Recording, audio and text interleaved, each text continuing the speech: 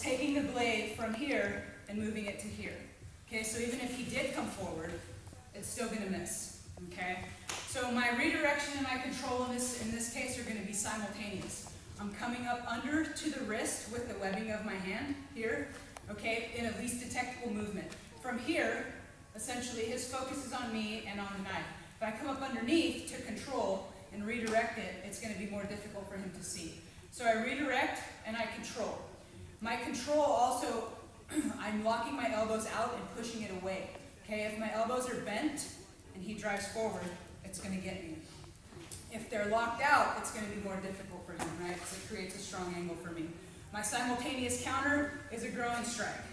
Okay? Then from here, I want to take this knife away as quickly as possible. I'm going to rotate his palm up. My hand is mirroring his hand, and I'm going to take his knuckles and I'm driving into his shoulder. Okay? Then from here, I'm just going to rake and take. So what I'm doing is I'm coming over and I'm replacing his grip with mine. So I'm digging inside the hand, taking. Okay? One more time. I'm redirecting, controlling. My simultaneous counter. When I take this hand and I drive it to the shoulder, I'm not going to do it realistically, but from here, just stay right there. I'm taking the hand and I'm coming in and I'm bursting in to essentially destroy the wrist. So I'm taking the hand and driving it into him. Okay? So I bring it up, boom, and then I rake and take. Okay? Questions? Are you going to get cut? Probably. Okay? We have to kind of go into this defense with that understanding that I may get cut, right? With a gun defense, I'm probably going to get shot.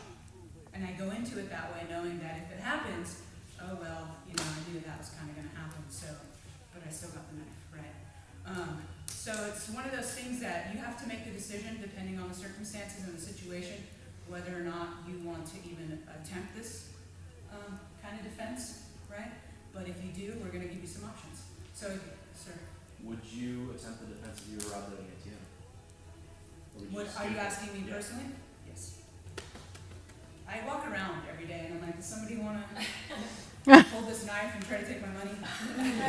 But she's also a law enforcement officer, and if something like that were to happen to me, I'd probably give them what they want, right? Unless they're trying to get me to change locations for some reason. When somebody is trying to get you to change locations, do it. Don't even, that's not even a should I defend this or not. If they're trying to make you change locations, it's for a reason. They're trying to get you out of the public. For not good things. For not good things. Right. So it's really up to you. Is $20 worth it? I mean, maybe not, right? It's going to be up to you whether or not you want to make that decision. And that's a decision you have to make before it happens. That you have to decide, this is where I draw the line. Right. This is where I'm not, like, for me, you can have my wallet, you can have my car keys, you can have whatever, but you can't take me anywhere, and you're not touching my family. Yeah. At that point, we're fighting. But once you decide to go, you need to go. Exactly. There's no hesitation after that. You decide and you're doing it. Because the minute you start to go, I'm not sure if I want to do this. You got a knife stuck in your gut. yeah. Not a good place for it.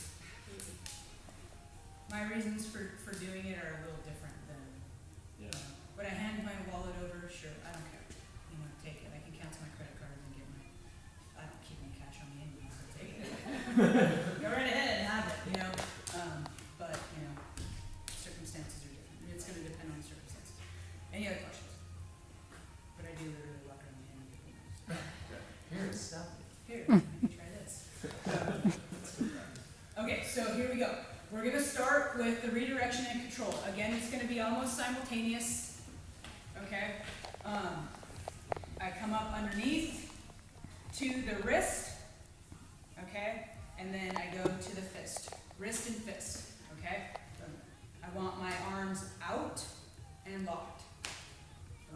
So it kind of helps, depending on the distance, for me to immediately drive that kick. Okay? Boom. So if I have to come in a little bit, my momentum helps me to drive that kick.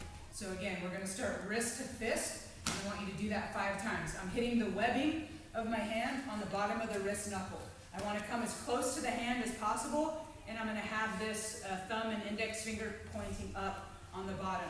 How we get away with them not, because if I just had this one going to pull out, okay, that's going to happen. But when I cover the fist with my hand and he tries to pull, it's not going to go anywhere. Okay, so you'll see the opening here on the bottom of the forearm, but the fist needs to mirror their fist. Okay, so we're going to do this 5 times like this. Boom. Okay, you can look at the knife, it's okay. 5 times and then switch, okay? Okay, go. Right hand attack right now, please. Right hand attack.